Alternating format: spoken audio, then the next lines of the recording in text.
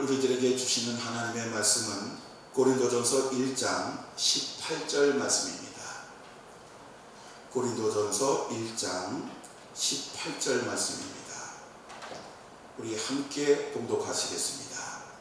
십자가의 도가 멸망하는 자들에게는 미련한 것이요 구원을 받는 우리들에게는 하나님의 능력이라. 아멘. 요즘 예수님의 귀한 이름이 길에 버려져 사람들에게 밟히고 있습니다.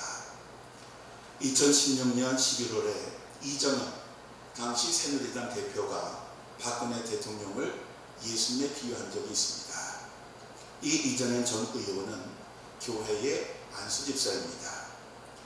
2018년 7월 27일에 돌 김명옥이 CBS 라디오 시사잡기 정관용입니다에 출연을 해서 예수님의 비유를 통해서 말씀하신 것은 민중의 언어를 쓸 줄 아는 그러한 것이었고, 고 노회찬 의원이 민중의 언어를 사용하는 우리 시대의 예수라고 주장을 했습니다. 지난해 12월에는 이번에 경기관광공사 사장으로 내정이 되었다가 사임한 황교익 씨가 골고다 언덕길을 조국과 그의 가족이 걸어가고 있습니다. 예수의 길입니다 라고 말을 했습니다. 또 윤영찬 국회의원은 자신의 스펙에 목숨을 걸었던 이 땅의 많은 부모들을 대신해 정경심 교수에게 십자가를 지은 건가요? 라고 하면서 조국은 예수의 길을 걷고 있다 라고 말을 했습니다. 그리고 지난 7월에 진보 측 목회자들과 기독교계 인사들이 박원순 전 서울시장을 추모하는 기도회를 가졌는데, 이때 설교하던 목사가 박원순이 갔던 길은 인간을 구원하기 위해 인간 사랑의 길을 걸어간 사람 같다. 마치 인류 구원을 위하여 십자가를 지신 예수 그리스도를 연상케 한다 라고 말을 했습니다. 우리 예수님이 낮고 낮은 이 세상에 오셔서 저주의 십자가에 달려 죽으셨고 늘 이 땅을 사는 동안 소외된 사람과 죄인들과 함께 하신 것은 맞지만, 예수님의 삶과 예수님의 십자가가 이러한 사람들에게 비교될 만큼 그 의미와 가치가 있는지는 깊이 생각을 해보아야 합니다. 사실 예수 그리스도와 십자가를 모르는 사람들이 이런 말을 하면 그냥 그럴 수도 있다라고 넘어갈 수 있습니다. 그러나 예수 그리스도를 믿는다고 하는 안수 집사나 목회자들이 이런 이야기를 한다면 그것은 엄청난 비극이 아닐 수가 없습니다. 그들이 바로 예수님의 십자가와 의미를 땅바닥에 떨어뜨리고 있는 것입니다. 그런데 사실 비단 이 사람들만이겠습니까? 오늘날 많은 그리스도인들이 이렇게 말을 하고 행동을 하고 있습니다. 예수님의 십자가를 너무 쉽게 생각하고 너무 쉽게 말을 합니다. 사실 정확히 말하면 오늘날 그리스도인들이 예수님의 십자가에 대해 관심이 별로 없습니다. 목사요, 환경운동가요, 사진작가인 최병성 목사님이라는 분이 있습니다. 이분이 2016년에 길 위의 십자가라고 하는 책을 썼습니다. 이 책의 서문에 보면 이런 글이 있습니다. 어느 날 길을 가다 십자가를 만났습니다. 사람들이 밟고 지나가는 보도블록 틈새였습니다. 허리를 숙이고 바라보다 아, 주님 여기 계시군요 라는 깨달음과 동시에 눈물이 핑 돌았습니다. 주님은 멀리 계시지 않았습니다. 사람들의 발걸음이 분주히 오가는 바로 여기 우리 일상 속에 늘 함께 하셨습니다. 그 후 보도블록 틈새를 비롯하여 돌계단에서 바닷가 바위에서 숲의 나무와 꽃에서 십자가를 만났습니다. 눈을 뜨고 보니 예수님은 나를 기다리고 있었다는 듯이 내 눈길이 머무는 모든 곳에서 십자가를 보여주셨습니다. 최병성 목사님은 그 이후로 언제 어디에 가든지 무엇을 보든지 그 속에서 예수 그리스도의 십자가를 보았던 것입니다. 그리고 늘 예수님을 생각을 했습니다.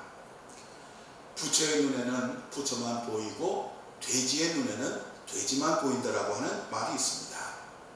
이 마음에 예수님과 십자가로 가득하니까 무엇을 보아도 십자가가 보이는 것입니다. 여러분, 십자가라고 하는 것이 무엇입니까? 십자가라고 하는 것은 예수 그리스도의 죽음과 부활의 표현이요, 복음의 내용이요, 그리고 우리 믿음의 상징입니다. 십자가라고 하는 것은 우리 신앙의 처음이요, 나중이 되는 것입니다. 그래서 사도 바울은 이렇게 고백했습니다. 우리 함께 읽겠습니다. 그러나 내게는 우리 주 예수 그리스도의 십자가 외에 결코 자랑할 것이 없으니 그리스도로 말미암아 세상이 나를 대하여 십자가에 못 박히고 내가 또한 세상을 대하여 그리하니라. 아멘. 사실 사도 바울이 예수님을 만나기 전에는 정말 자랑할 것이 많은 그런 사람이었습니다. 사도 바울은 당시 세계를 지배하는 로마의 시민권을 가지고 있었습니다. 최고의 학문을 이수한 엘리트 중에 엘리트였습니다. 부자였습니다. 그리고 바리새인 중에 바리새인이었습니다. 신앙생활에도 철저했고 열정이 대단했습니다. 율법적으로는 흠이 없는 사람이라고 했습니다. 그러니까 오늘로 표현하자면 아주 완벽한 스펙을 가지고 뭘 가지고도 자랑할 수 있는 그러한 사람이었습니다. 그런데 그가 예수님을 만나고 십자가를 안 후에는 이렇게 고백을 했습니다. 우리 함께 읽겠습니다. 그러나 무엇이든지 내게 유익하던 것을 내가 그리스도를 위하여 다 해로 여길 뿐더러 또한 모든 것을 해로 여김은 내 주 그리스도 예수를 아는 지식이 가장 고상하기 때문이라. 내가 그를 위하여 모든 것을 잃어버리고 배설물로 여김은 그리스도를 얻고 그 안에서 발견되려 함이니 내가 가진 의는 율법에서 난 것이 아니요 오직 그리스도를 믿음으로 말미암은 것이니 곧 믿음으로 하나님께로부터 난 의라. 아멘. 이렇기 때문에 사도 바울은 순교할 때까지 오직 이 십자가만을 자랑했고 십자가만을 증거했고 십자가만을 사랑했던 것입니다. 그런데 우리는 바쁘게 살다 보니 이 십자가를 잊었습니다.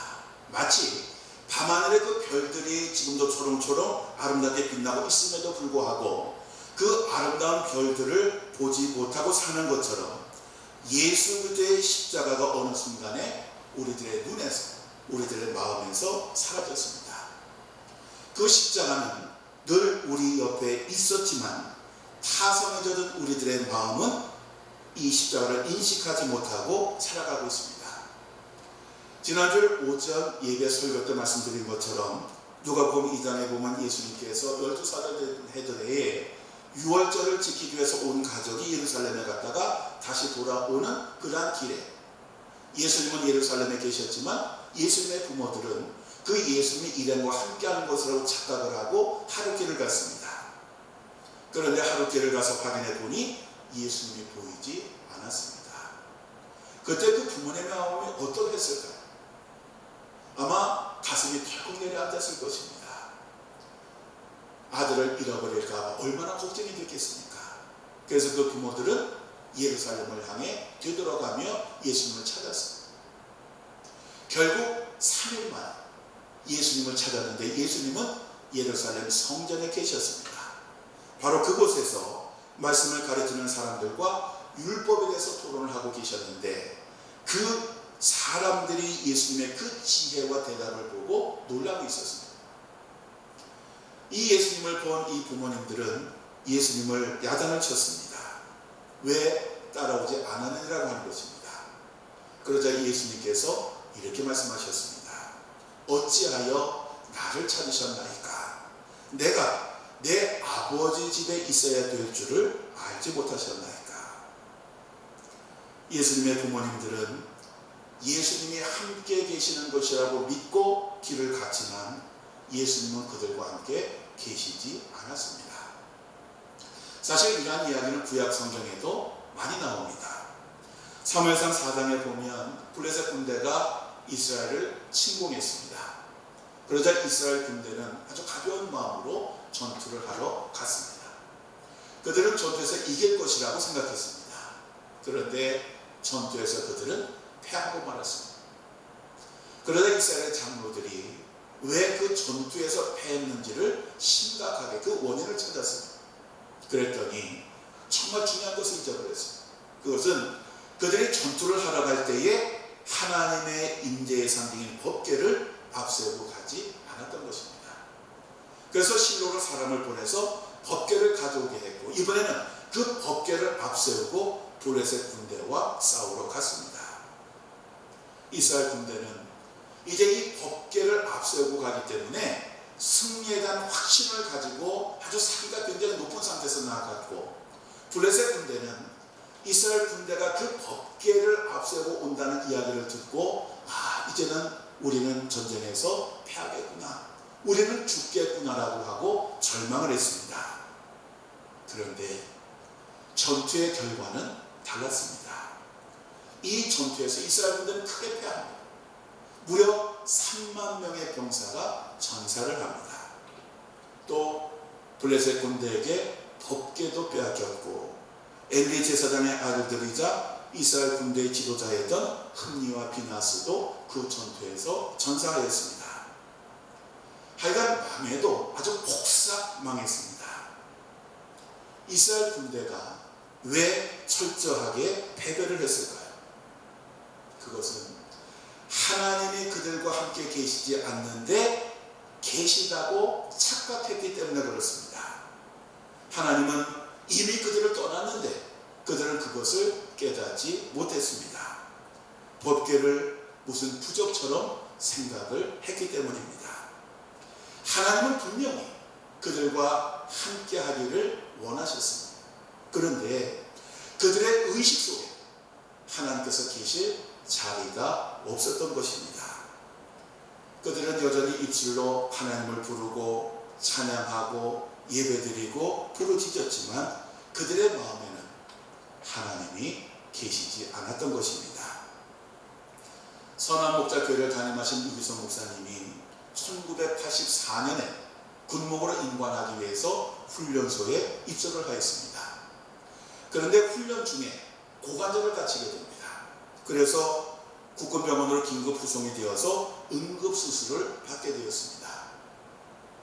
군의관이 엑스레이 사진을 살펴보더니 상태가 정말 좋지 않은 상황이고 최선을 다해서 수술을 하겠지만 10중 8구는 다리를 절게 될 것이라고 이야기를 했습니다. 목사님은 자신이 장애인이 된다는 것이 실감나지 않았고 믿을 수도 없었습니다. 어쨌든 그 상황이 급박했기 때문에 다음 날로 수술 스케줄이 잡혔습니다. 목사님은 너무 당황스러워 어찌할 바 몰라 했습니다. 부모님과 아내에게 연락을 해야 되는데 당시에는 핸드폰이 없는 시대였고 마땅히 연락을 부탁할 사람도 없었습니다. 또 어렵게 연락을 한들 무슨 소용이 있겠는가라고 하는 그런 생각이 들었습니다. 수술 준비를 마친 의료진이 나가고 목사님 혼자 수술 대기실에 남겨졌습니다. 시계를 보니 밤 11시였습니다. 그제서야 비로소 하나님이 생각이 났습니다. 그래서 목사님은 이렇게 하나님을 불렀습니다. 하나님, 하나님, 하나님. 그런데 하나님은 응답하지 않으셨습니다. 순간 속에서 뜨거운 것이 확 치밀어 오며 통곡으로 터져나왔습니다. 유목사님은 너무너무 비참했습니다. 그것은 자기 자신이 다리를 절게 되었다는 그 사실 때문이 아니라 자기 자신이 그동안 엉터리 목사였다라고 하는 것을 생각했기 때문입니다. 하나님을 열심히 믿는 믿음의 가정 출신이고 3대째 목사이고 훌륭하고 모범적이라고 칭찬을 듣던 목사였지만 바로 그 순간에 하나님을 어떻게 찾는지도 또 어떻게 해야 응답을 받는지도 모른다는 그 생각을 하니까 내가 엉터리 목사였구나 라고 하는 것이 깨달아졌습니다. 가만히 생각해보니 겉으로는 하나님의 종이라고 하면서도 사실 그 자신 안에는 하나님을 이용해서 성공해보려고 하는 야심이 있었습니다. 육신의 정욕과 안목의 정욕과 이생의 자랑 등 세상에 있는 모든 더러운 것들이 자신 안에 가득함을 깨달았습니다. 목사님은 밤새도록 울며 회개하였습니다. 그리고 사기가 멀쩡하면 또다시 자신의 야망대로 살 테니 차라리 하나님을 위해 장애를 안고 사는 것이 낫겠다는 생각을 하게 되었습니다. 오늘날 많은 사람들이 교회가 병이 들었다고 이야기합니다. 우리 모두도 여기에 동의합니다. 그러면 왜 교회가 병이 들었을까요? 그것은 교회가 십자가를 잃어버렸기 때문입니다. 교회 종탑의 십자가는 더 많이 늘었고 밤이 어두울수록 교회 종탑의 그 네온사인은 더욱 빛을 발하지만 교회가 십자가의 삶과 가치를 잃어버렸습니다. 많은 그리스도인들이 주여 주여 외치지만 십자가와 상관이 없는 그러한 삶을 살아가고 있습니다. 마태복음 7장 21절에 보면 예수님이 이렇게 말씀하셨습니다. 나더러 주여 주여 하는 자마다 다 천국에 들어갈 것이 아니요 다만 하늘에 계신 내 아버지의 뜻대로 행하는 자라야 들어가리라. 우리는 이러한 예수님의 경고의 말씀을 마음으로 들어야 합니다. 오늘날 우리들의 신앙적 열심은 과거에 비해서 특별히 뒤지지 않습니다. 여전히 우리는 교회 열심히 출석하고 있고 봉사도 열심히 하고 있고 성경 공부도 하고 예배도 드리고 기도도 하고 헌금도 합니다. 아마도 우리 스스로는 바리새인들이나 서기관들처럼 자부심을 가지고 신앙생활을 하고 있는지도 모릅니다. 그런데 우리들의 마음과 삶에는 예수님의 십자가가 아주 구석에 버려져 있든지 그 마음 밖에 있습니다. 우리는 여전히 십자가를 이야기합니다. 그렇지만 십자가와는 상관이 없는 그러한 삶을 살고 있습니다. 그러다 보니 십자가는 이제 교회의 상징으로 그리고 우리 믿음의 상징으로 남았습니다. 상징 이상도 이하도 아닙니다. 그냥 액세서리일 뿐입니다. 그리고 고난주간에만 열심히 찾으며 눈물을 흘리는 것이 되었습니다. 그러니 어떻게 십자가의 은혜와 능력이 교회에 나타나겠습니까? 그러니 어떻게 우리가 사도 바울처럼 십자가만을 사랑할 수 있겠습니까? 그럴 수가 없습니다. 그래서 우리는 이제 십자가 대신에 교회의 규모를 자랑합니다. 교회의 아름다움을 자랑합니다. 교회의 부를 자랑합니다. 교회가 한 실적을 자랑합니다. 수적인 부흥을 자랑을 하고 찬양대를 자랑하고 성경 공부를 자랑합니다. 그 어디에도 십자가를 자랑하는 교회가 없습니다. 여러분은 혹시 최근에 십자가를 자랑하는 교회와 성도들을 보신 적이 있으십니까? 그리고 여러분 자신도 예수님의 십자가를 누군가에게 자랑한 적이 있으십니까?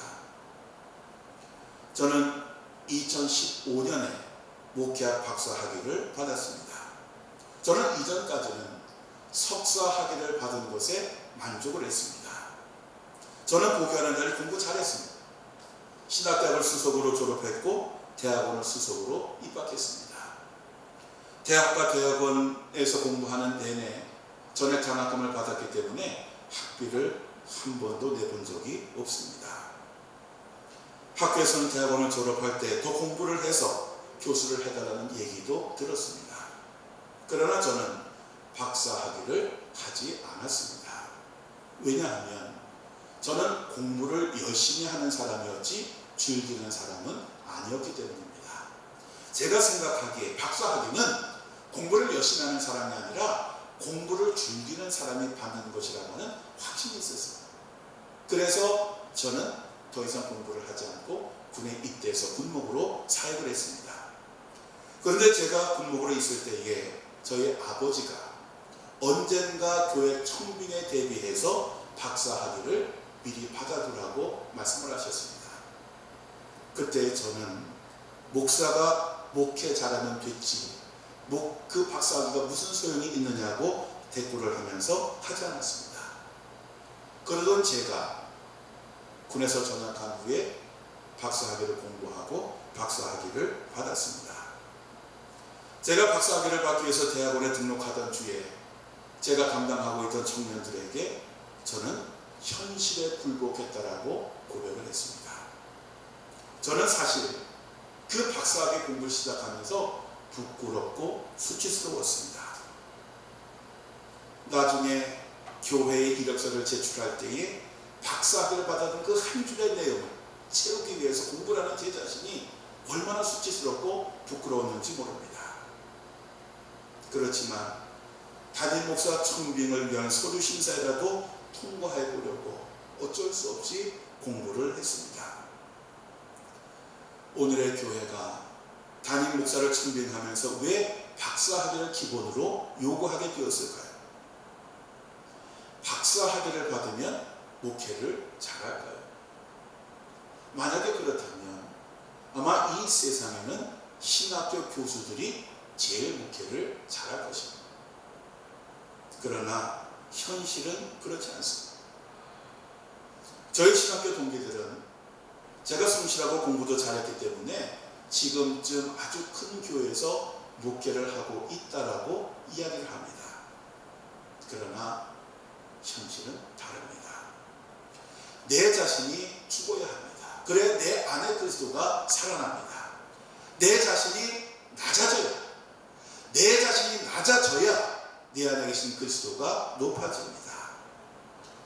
십자가만을 찬양해야 합니다. 그래야 구원의 역사가 나타나는 것입니다. 우리는 너무 바쁩니다. 세상 일에 바쁘고 신앙생활에도 바쁩니다. 정말 열심히 삽니다. 쉴 틈이 없습니다. 그런데 정말 중요한 것을 잊었습니다. 바로 하나님의 마음입니다. 우리가 왜 바빠야 되는지, 왜 분주해야 되는지 그 목적을 잊었습니다. 그리스도인들의 눈이 십자가에서 점점 멀어지고 있습니다. 십자가를 어디서나 볼 수 있다라고 하는 것, 십자가의 의미를 되새길 수 있다라고 하는 것은 우리가 예수님의 눈과 마음을 소유했음을 의미하는 것입니다. 우리의 일상 속에서 예수님의 마음을 실천하고 있음을 의미하는 것입니다. 우리가 경험하는 모든 것에서 하나님의 음성을 듣고 있다고 하는 것을 의미하는 것입니다. 이래도 예수님, 저래도 예수님이 생각나는 것입니다. 사랑하는 성도 여러분, 여러분들에게 예수님의 십자가는 무엇입니까? 여러분들이 아는 그리고 믿는 십자가가 아니라 여러분의 삶 속에서 예수님의 십자가는 무슨 의미가 있고 무슨 상관이 있습니까? 예수님의 십자가는 세상 사람들이 보기에는 미련한 것이었지만 믿는 우리들에게는 우리를 구원하는 하나님의 놀라운 능력입니다. 우리가 평생 동안 자랑해야 할 것, 감사해야 할 것, 기뻐해야 할 것, 그리고 전해야 할 것은 바로 예수 그리스도의 십자가입니다. 우리 다 함께 복음성과 험한 십자가 뜬 여인에 함께 찬양하신 후에 우리 결단의 기도의 시간을 갖겠습니다.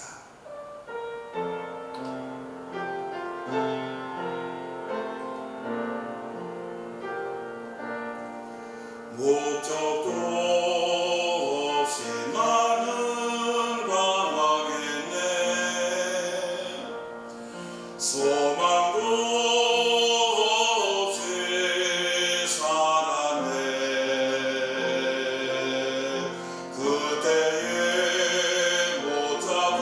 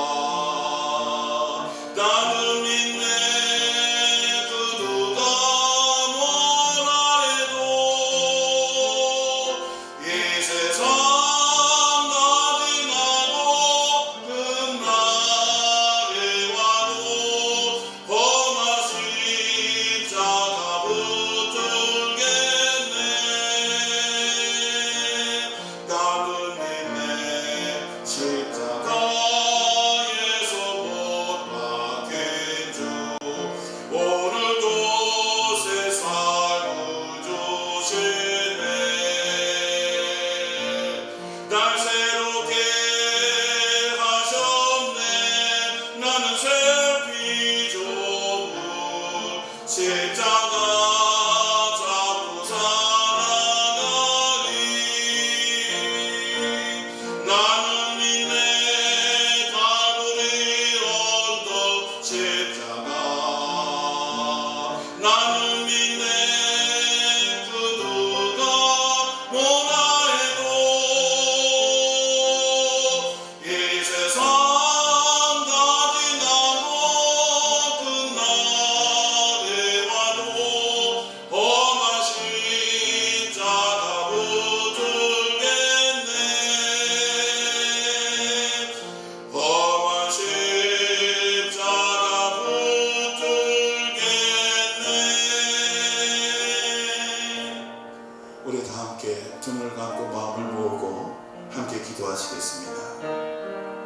사랑하는 성도 여러분, 사도 바울이 예수님을 만나기 전에 예수님의 십자가는 어리석고 미련하고 헛된 것이었지만 예수님을 만난 후의 십자가는 그가 자랑하던 모든 것들을 쓰레기와 같이 여길 정도로 귀한 것이 되었습니다. 사도 바울은 십자가 때문에 바보가 되었습니다. 오직 십자가만을 자랑했고 십자가만을 증거했고 십자가만을 바라보며 살다가 순교하였습니다. 사도 바울은 십자가를 전하다가 사람들에게 욕을 먹어도 좋았고 매를 맞아도 좋았고 감옥에 가도 좋았고 심지어는 예수님을 위해 죽는 것도 좋았습니다. 그에게 십자가는 그의 생명 이상이었고 그의 소유 이상이었고 그의 죽음 이상이었습니다. 수많은 사람들이 이 십자가 때문에 박해를 받았고 순교하였습니다. 사랑하는 성도 여러분, 십자가는 상징이 아닙니다. 액세서리도 아니고 부적도 아닙니다. 그저 바라만 보는 것도 아닙니다. 십자가는 생생한 죽음이며 생생한 부활이며 생생한 하나님의 임재입니다. 우리를 구원하는 하나님의 능력입니다. 십자가가 아니면 예수 그리스도를 만날 수도 없고 구원의 기쁨을 누릴 수도 없습니다. 오늘 여러분들에게 예수님의 십자가는 무엇입니까? 여러분의 삶과 무슨 상관이 있습니까? 이 시간 우리 다 함께 기도 드리실 때 우리 모두가 십자가의 참된 의미를 깨닫고 날마다 십자가를 자랑할 뿐만 아니라 십자가와 늘 연결된 삶을 살게 해달라고 우리 주여 세 번 해주시고 함께 통성으로 기도하시겠습니다. 주여